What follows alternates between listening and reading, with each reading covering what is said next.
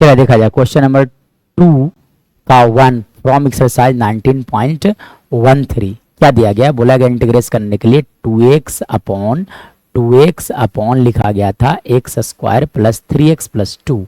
तो कैसे इसे इंटीग्रेट किया जाएगा, तब आप देखो कि यहाँ पर डिग्री ज़्यादा किसका है, न्यूमरेटर का है कि डिनोमिनेटर का है। तो आप देख सकते हो कि डिनोमिनेटर का डिग्री 2 है, डिनोमिनेटर का डिग्री 2 है और इसका डिग्री 1 है, यानी कि इस तरह के फ्रैक्शन को बोला जाता है प्रॉपर फ्रैक्शन।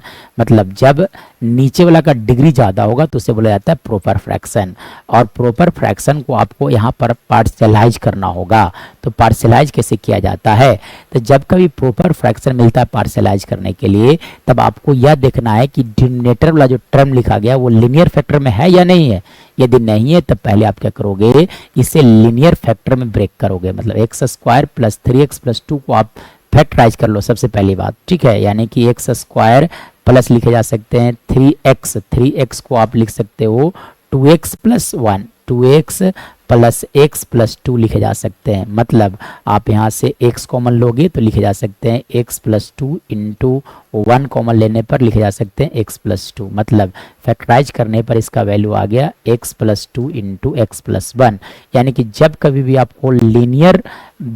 आपको मिलता प्रॉपर फ्रैक्शन पार्शलाइज करने की जरूरत हो गया, तो पहले तो आपको डिनोमिनेटर को फैक्टराइज कर लेना है। फैक्टराइज संभव है तो सही बात है, नहीं संभव है तो दूसरे टाइप पर होगा। फिलहाल यहाँ पे फैक्टराइज हो चुका है, यानी कि मैं अगर बात करूँ तो 2x अपॉन, अब इसके जगह क्या लिखा जा सकता है, ये लिखा जा सकता है। यानी कि 2x upon x plus 2 into लिखा गया था, लिख सकते हो आप x प्लस 2। अब देखो जब पार्शलाइज करना होगा तब आप क्या लिखोगे, a upon first factor. Factorise करने से ही फायदा है कि a upon first factor plus b upon second factor. मतलब ये first factor, this is second factor. अब देखो यहाँ से a और b का वैल्यू फाइंड आउट करना है, सिर्फ यही करना है। यानी कि आप लिख दो यहाँ पे a 2x by x plus 2 into x plus 1 as it is चलेंगे, और यहाँ से आप एलसीएम ले लो। तो एलसीएम कितने लिखे जा सकते हैं, x प्लस 2 इंटू लिखा जा सकता है यहाँ से x प्लस 1। मतलब आप लिख सकते हो यहाँ से a into x plus 1 plus b into लिखे जा सकते हैं x प्लस 2। मतलब आप देखो डिनोमिनेटर वाला टर्म्स दोनों कैंसिल आउट हो गए। मतलब आप लिख सकते हो 2x equal to a into x plus 1 plus b into लिखे जा सकते हैं x प्लस 2। नाउ इसके बाद देखा जाए, this is condition number 1 here. Now अब देखो इसके बाद अगर देखा जाए तो a और b का वैल्यू फाइंड आउट करना है एनी हाउ आपको।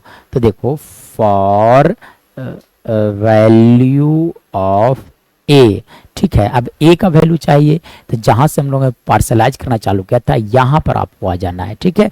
अब देखो यहाँ पे a के नीचे में कितना लिखा गया है, x प्लस 2, ठीक है। तो आपको यहाँ लिखना है पुट a के नीचे वाला, मतलब x plus 2 equal to 0। This implies that x का वैल्यू -2 इन इक्वेशन नंबर कौन सा, 1, ठीक है। चलिए यानी कि a के वैल्यू के लिए x का वैल्यू -2 रखा जाए इन इक्वेशन नंबर 1। मतलब 2 इंटू लिख सकते हो आप यहाँ से -2 is equal to a into -2 plus 1।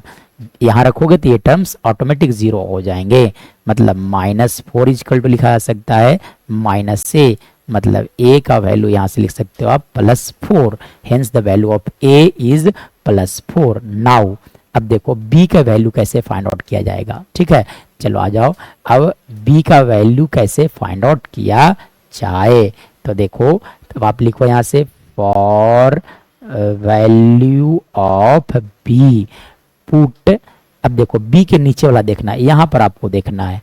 तो put x plus 1 equal to 0, this implies that x equal to -1 in equation number 1, ठीक है। यानी कि अब x वर्ग का रख देना है -1, यहाँ रखना है यहाँ, ठीक है। यानी कि आप लिखो 2 इंटू -1 प्लस a के जब रखोगे तो इसका वैल्यू ऑटोमेटिक 0 हो जाएगा, -1 प्लस 1 विच इज 0।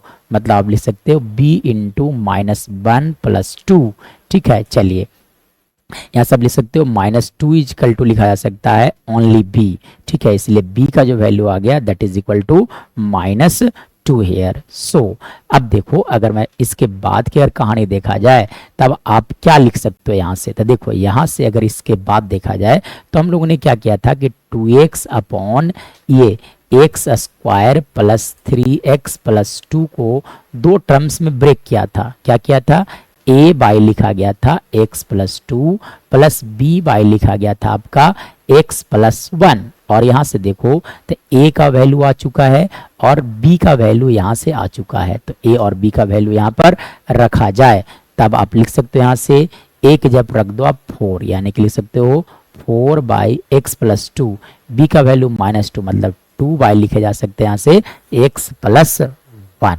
अब इसके बाद देखा जाए, इसके बाद देखो, इसके बाद कैसे आप इंटीग्रेट करोगे, यानी कि अकॉर्डिंग टू द क्वेश्चन हम लोग को किसे इंटीग्रेट करना था। ठीक है, तो हम लोग को जो क्वेश्चन जो दिया गया था वो कुछ इस तरह से था।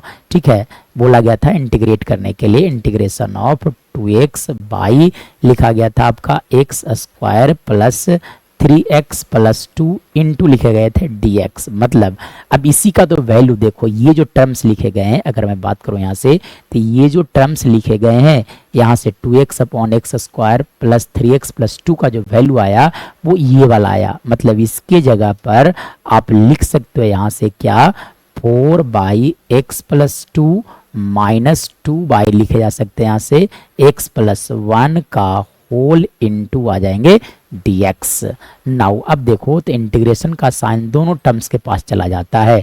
ठीक है, तो देखिए मतलब कि इंटीग्रेशन का साइन दोनों फंक्शन के पास लेकर चला जाए। मतलब आप लिख सकते हो 4 कांस्टेंट है इसलिए 4 को बाहर कर लो इंटीग्रेशन से, यहाँ से लिखे जा सकते हैं dx अपॉन एक्स प्लस 2, -2 भी कांस्टेंट इसलिए 2 को भी इंटीग्रेशन से आप बाहर कर लो, यहाँ से लिखे जा सकते हैं dx upon x plus 1। Now अब क्या किया जाएगा, तो इसके बाद देखो, तो इसके बाद लिखे जा सकते हैं 4 इंटू, चलिए अब देखिए इंटीग्रेशन का एक बेसिक सा कॉन्सेप्ट होता है कि F dash x upon F x जब भी मिल जाएगा इंटीग्रेट करने के लिए तो इसका इंटीग्रेशन लिखा जाता है log mod f x plus c. अब देखो जब आप डिफरेंशिएट करोगे x प्लस 2 को विथ रिस्पेक्ट टू x तो इसका dc आएगा 1। सो इसका dc ऑलरेडी दिया गया है, यानी कि लिख सकते हो आप log mod x plus 2 minus 2 into लिखे जा सकते हैं log mod x plus 1 plus C. This is our right answer of the given question. ठीक है।